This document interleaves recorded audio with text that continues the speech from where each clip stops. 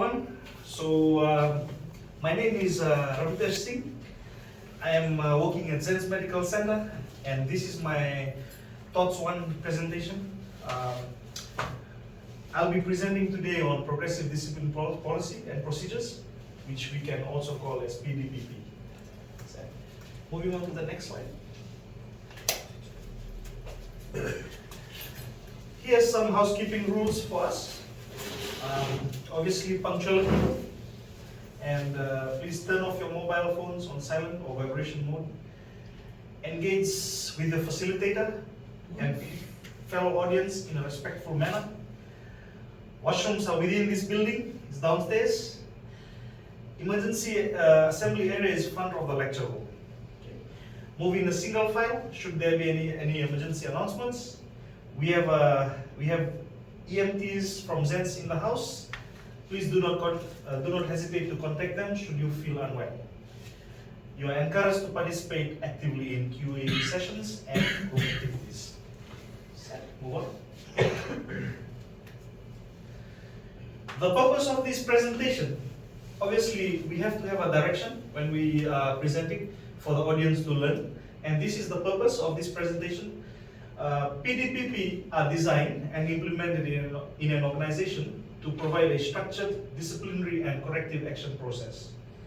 PDPP improves and prevents recurrence of undesirable employee behavior and performance issues.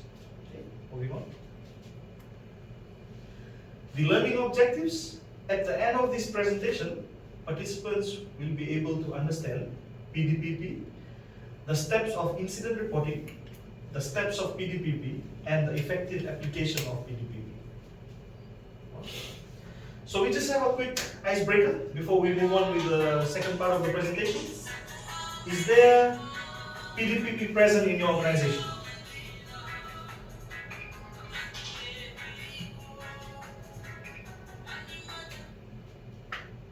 What's your take? Anyone? Kula?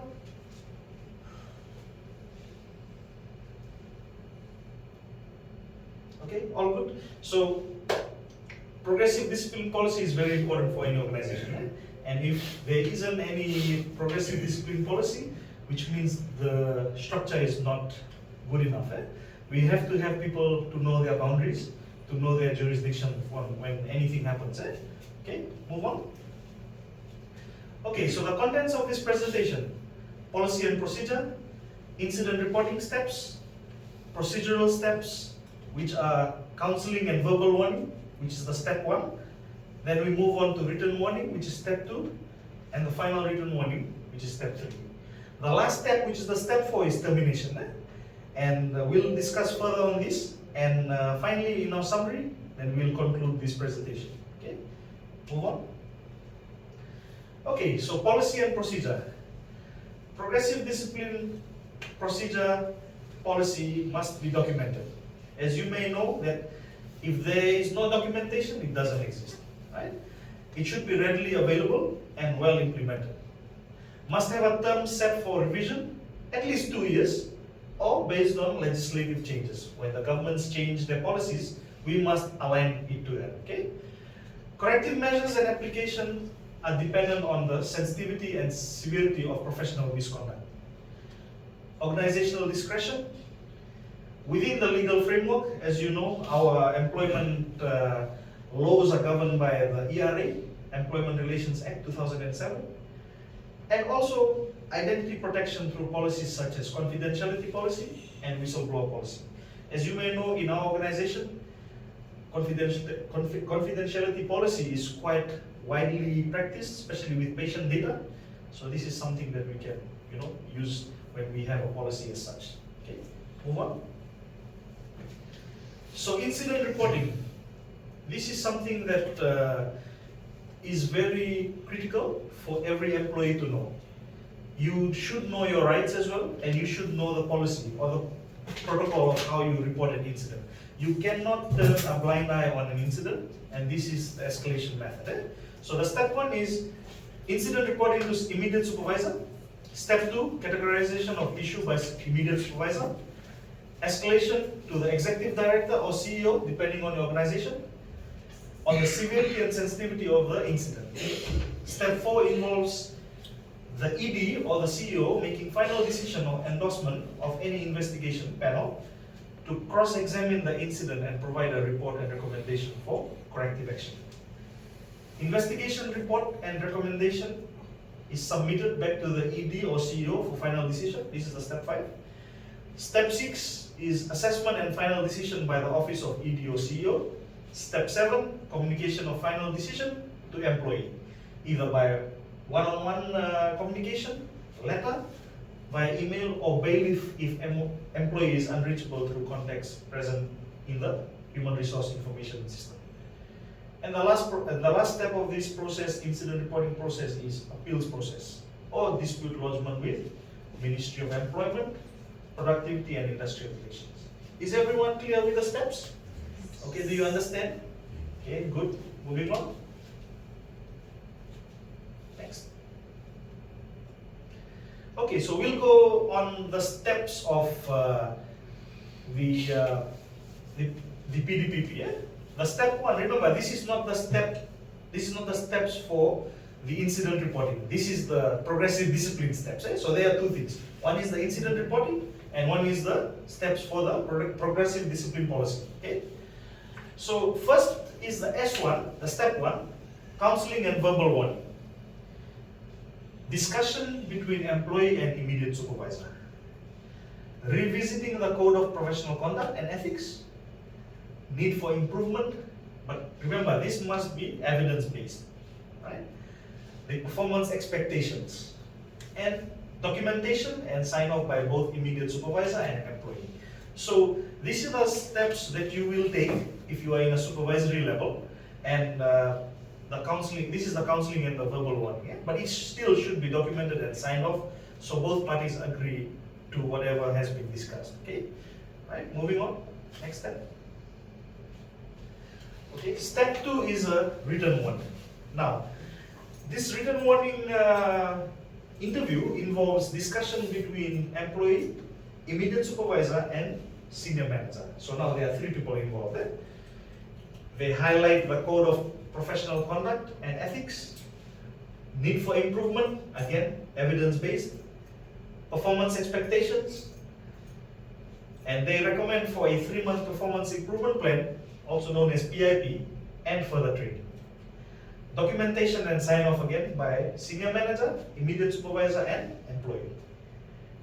And the last step is a warning letter is issued to employee. So this is the step 2, right? You guys understand? All good? Okay, move on. So the final written warning is step 3, right? This is the second written warning, right? First was the verbal warning and counseling. Second one was the first written warning, and this is the final written warning, right? Step 3. So interview of employee by investigation panel, conducts and ethics committee. Now you can realize that this employee is not improving, so we are involving the investigation panel or the conducts and ethics committee. The interview must be recorded for reference purposes, right? Final warning letter issued within 48 hours of the first meeting, if well found. And based on the findings, there are these things that we can imply: the suspension, transfer, or redeployment as expected. Termination of contract cannot be ruled out. Remember, as I mentioned earlier in my presentation, it's about the severity of the issue, right? So if it deems termination, then the termination clause may be used over here. Okay, set. Okay, move on. Okay, I'll just go briefly on what the ERA 2007 says.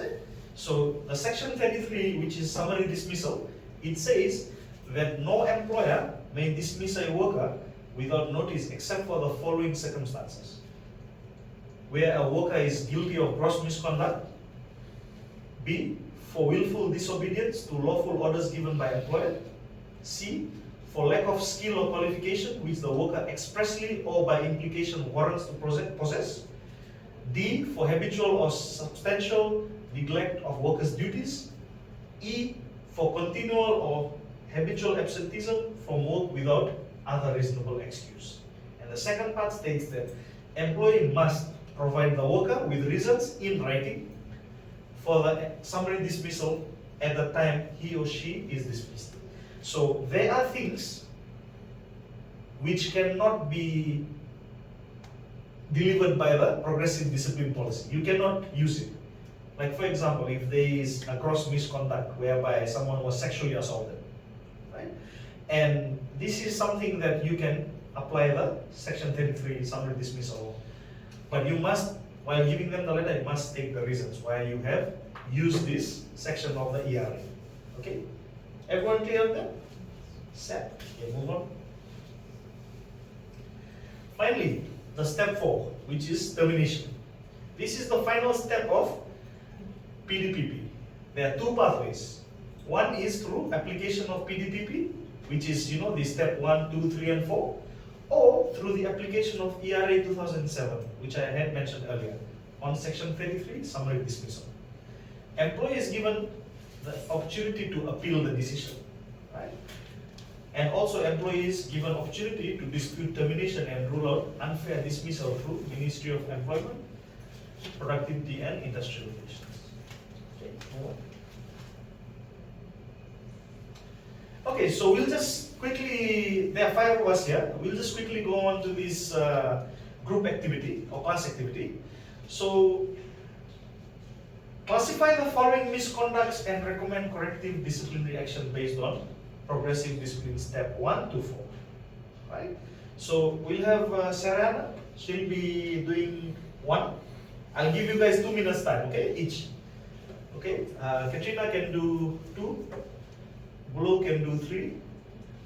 Kula and Daisy can do 4, and Lakima can do 5. I'll give you guys 2 minutes. Okay? Read through it and let me know which progressive discipline step does it fall under. Okay? Set. You can start now.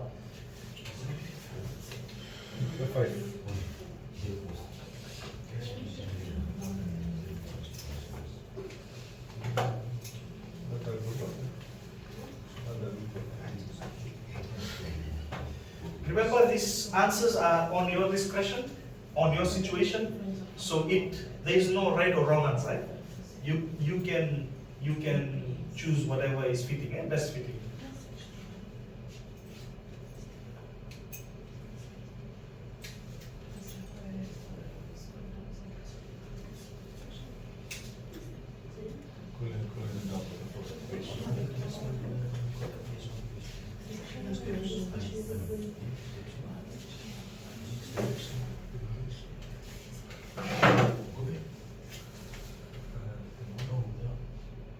Yes, we can go to the slides again and then it'll help you out. Okay. You can go to step 1. You can go to step 1. Yeah. Step 1. And you can go to the other steps. It'll assist you with answers.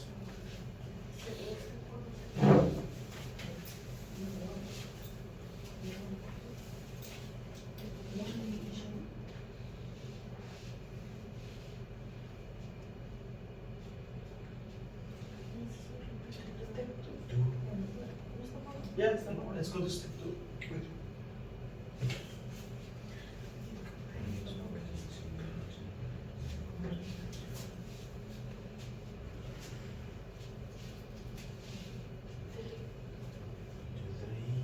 Let's go to 3.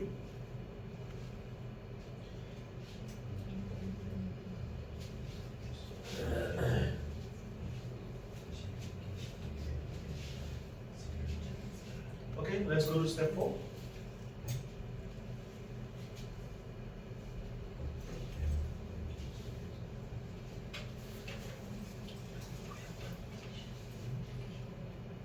Back to the question. Okay, I'll give you another maybe few seconds before we can all discuss from 1 to 5. Eh? 3. 3. Okay. 4. 4. Yeah, right.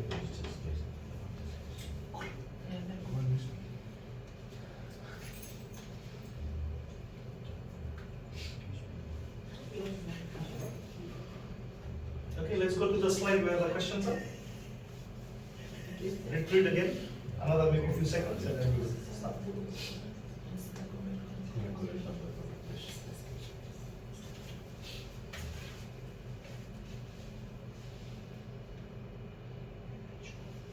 Okay, we'll discuss these questions together. So the first one is absent without prior notice, but it was only one occasion. So what would be your step? Step one. Okay, good. Step one, verbal warning or counseling, because it's only one occasion. So you know, it's good that you give them a chance and see if they can improve. Okay, good. Step two, habitual late arrival, excuse stuck in traffic. Step two, yes, correct. Step two is correct. You'll give them a verbal warning, sorry, a first written warning, so that at least it's documented and they know that they are in the second level of progressive discipline, right? And something that if they are stuck in traffic, they can wake up early maybe and then come to work, right? Okay. Number three is working under the influence of alcohol. However, this person is an excellent performer. 85% scored in 3 annual performance appraisals. Which step will you use?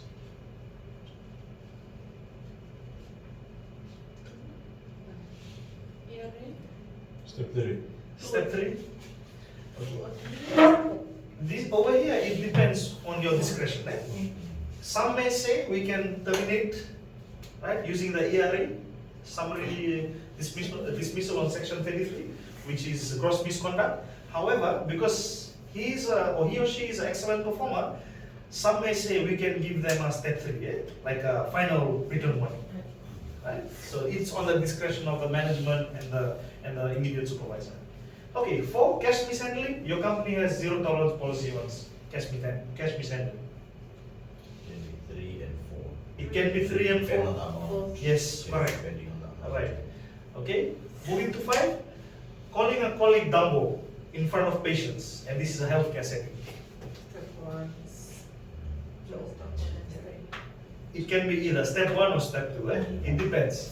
Some may want to like counsel them and just let them know that these are the things that are not permitted, especially around patients. Some may even give them step 2, like a warning letter, because it's not healthy around your colleagues to say that. So those were the class activity, and I think one thing that we can learn from here is how we can use our own discretion and also use the progressive discipline policy to apply to situations. Okay, move on. In summary, this policy allows a structured disciplinary process in an organization. It allows fair corrective actions, empowers employees to know their employment rights, allows managers to be objective, allows better compliance of national labor laws, allows reduced employer-employee disputes, and also this must be advocated to employees through onboarding and refreshment programs. Okay, move on. Okay, is there any questions? Was it informative? Yes. Okay, good. If there is any questions, I'll give you like a minute. You can ask me. If not, then we will finish off our presentation and I will circulate our slides to you. Yes? When you give warning letters, does it have any duration or what? Does it expire? No. The warning letters don't have any duration. So, for example, if you are given a warning letter, it will be filed. And even after 3 years of your employment, it doesn't go back to step 1. It will still remain. Yes, that's the duration. I mean, that's the how it works. Unless if you leave the employment and then you come back, then you start afresh. Yeah. So that's, and sometimes it also depends. But it depends on the discretion of the company. If you have been promoted, then you can start fresh with a different position. You might be a subordinate level, and then later on you might be promoted as a supervisor level. You know, people make mistakes in the young days, for example, or you know, the early employment days, but it's again on the discretion of the management to see, okay, this person has moved up the next step, let's put the slate clean, and then from there we start again if there's any issues. So, does that answer your question? Okay. Any other questions? So in other words, if they had a written warning 3 years ago, and then again it happens, or something similar like that happens, like 3 years later, And you're on the same position. different position, different. Then again, wage. as I mentioned, it can be a variation. Like a different position may start it clean because you have different JDs.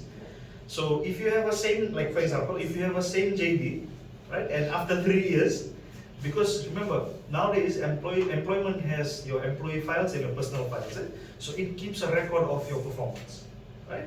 And then say for example, if you have moved on to a new position, then you have a new JD. So your new JD means you start clean, right? Any more questions?